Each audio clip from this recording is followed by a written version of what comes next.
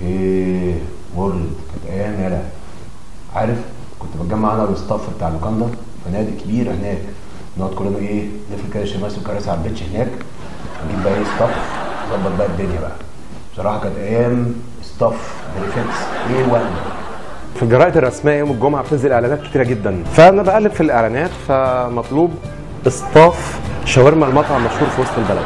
اصطاف دي يا جماعه تشوفوها الف صاد طاء الف فاء، اوكي اصطاف، وتفهم طبعا ان هي مقصود بيها مجموعه عاملين اللي هي في الانجليزي في البريتش غير الامريكان.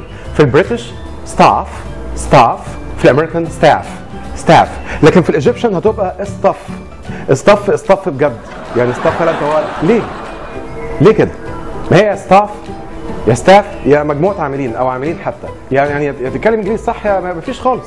بالمناسبه بقى في ستاف كمان، يعني احنا عندنا كلمه واحده ليها نطقين اللي هي ستاف، وستاف اللي هي مجموعه العاملين اللي هي بقى تصطف بعد كده، وفي ستاف دي كلمه بقى دي حاجه ثانيه خالص اللي هي STUFF اللي معناها اشياء او اغراض، وفي لغه العصابات تيجي معنى مخدرات برضو، تيجي معنى يحشي برضو، فدي ستاف. يبقى عندنا ستاف دي كلمه، وعندنا ستاف. اما الستاف ده موضوع ثاني خالص.